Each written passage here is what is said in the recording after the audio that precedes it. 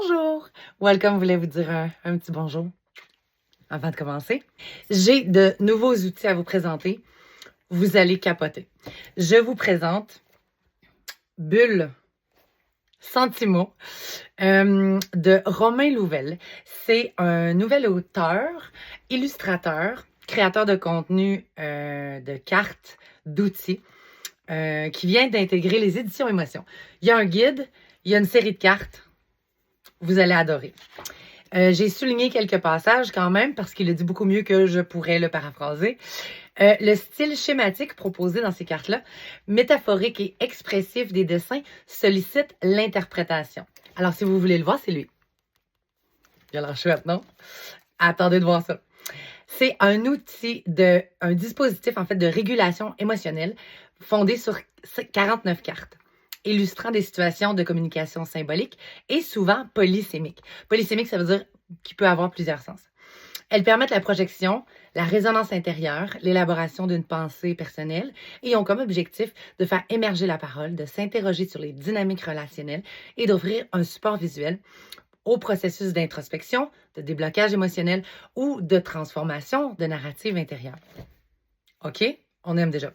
Je vous montre. C'est très intéressant tout le début du guide parce c'est intéressant pour moi parce qu'il nous explique son chemin créatif, ses essais de couleurs, pourquoi il a choisi les couleurs pour quelle carte. En fait, il faisait des ateliers dans les années 90 de création, action artistique, collective, urbaine, bref, un artiste comme on les adore. Ça donne évidemment un outil absolument extraordinaire. Donc, je vous montre un petit peu le visuel. OK? Vous allez comprendre assez vite. Même chose. On a ici des bonhommes asexués, non-genrés, et qui conviennent à toutes les clientèles. Enfants, adultes, personnes âgées. OK? Le point, c'est pas tant de venir écrire, quoique vous pourriez, OK? On pourrait venir faire un dessin si c'est un tout petit. Exemple, si tu imagines quelque chose dans la bulle, c'est le principe de la BD. Donc, puis ça, c'est avec un crayon effaçable, ça fonctionnerait. Je vais vous donner des exemples, mais j'ai joué le jeu en découvrant l'outil pour voir comment je les comprenais. Je vous donne des exemples, vous allez voir, c'est assez parlant. Alors, je pige la première carte. Est-ce que ce serait pas ma couleur préférée? Oui. Donc, je pige cette première carte-là. Puis, je suis comme, oh wow!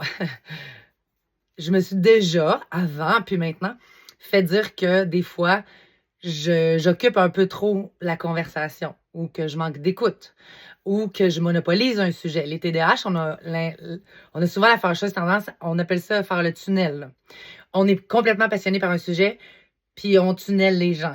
Puis des fois, nos intérêts n'intéressent pas les autres. Bref, moi, cette carte-là m'a un petit peu parlé.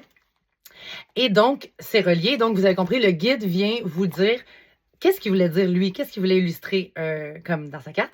Et c'est le discours envahissant. Donc, ça explique qu'est-ce qu'on voit, qu'est-ce qu'on peut interpréter. Puis les thématiques, ben, l'envahissement, le déséquilibre relationnel, la parole hégémonique. Donc ici, dans cette teinte jaune, la lumière de la couleur devient aveuglante. Excès de pouvoir mental, de volonté ou d'argumentation. Il a pensé aux couleurs puis il nous l'explique. Genre, on aime ça. Deuxième exemple. Mais c'est là que ça devient intéressant. Donc, on a ça ici. Puis c'est drôle. Moi, quand j'ai vu ça, je me suis dit, j'ai comme le feeling que je viens de dire de quelque chose de gros. Oh, puis là, c'est comme super pesant puis je le porte. Tu sais? En tout cas, moi, c'est comme ça que je l'avais interprété. Et en fait, cette carte-là, c'est parole rassurante. Un personnage tient tendrement une bulle de parole contre lui, comme s'il câlinait ou protégeait cette bulle. Son visage est détendu, les yeux fermés, suggérant un moment d'apaisement. Il a la bouche grande ouverte, une affirmation contrôlée. C'est ça qui est intéressant, c'est que dans mon histoire à moi, ça faisait un autre sens. Mais c'est vraiment correct que ça fasse un autre sens que ce qui est écrit dans le livre. Mais c'est ça, je pense, la puissance de cet outil-là. Hey, je fais un lien là-dessus. Vous pouviez le prévoir. Hein? Les petits et les trop grands secrets. Faut vraiment, littérature jeunesse, faut pairer ça avec ça. Si jamais, là, ayez ça dans votre sac. Un autre exemple. Ça ici. Ça, moi, ça me parlait. Parce que souvent, enfin, dans une autre relation, je trouvais qu'on s'enlisait. On suranalysait trop un problème. Là, je parle dans une relation amoureuse. On suranalysait trop, surintellectualiser trop un problème. Puis en fait, là, ça devient une espèce de oui, mais non, mais t'as dit, mais non, mais t'avais dit avant.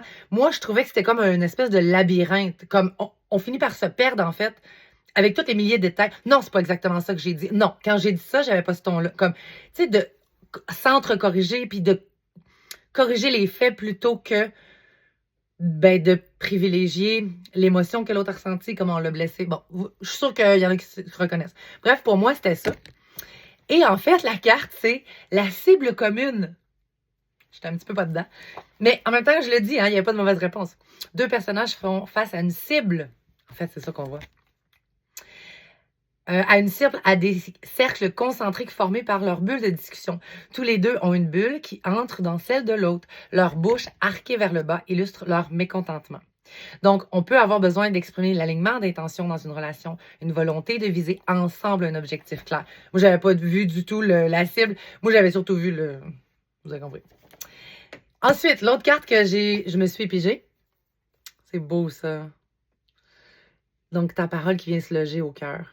Ben donc, ça peut être beau, puis ça peut être blessant aussi. Ça, c'est beau aussi pour illustrer que les mots, ça touche. Ça va bien aussi avec une technique d'impact dont je parle souvent, de Danny Beaulieu. Tu sais, la planche avec le clou, on enlève le clou quand on s'excuse. On dit quelque chose de blessant, je m'excuse, on enlève le clou. Puis après, quand on regarde la planche, ben, il reste des trous, parce que nos mots ont de l'impact. Et donc, cette carte-là, c'est touché en plein cœur. Le personnage de droite parle et sa bulle de parole se dirige vers le cœur du personnage de gauche. Le personnage de gauche a les yeux grands ouverts, une posture de surprise, voire figée, les bras légèrement repliés comme pour tenir une émotion ou en absorber le choc. On ne sait pas tout à fait s'il est ému, troublé, blessé ou simplement pris au dépourvu. Mais ça pourrait être aussi une belle parole soutenante. Ça pourrait être « je te crois », ça pourrait être une validation. Et ça, c'est quelque chose de surprenant parce qu'on n'a pas eu ça dans la vie. Je trouvais ça beau. Je montre deux petits exemples encore. Ça ici. Et on a-tu l'impression de parler chinois des fois avec des gens?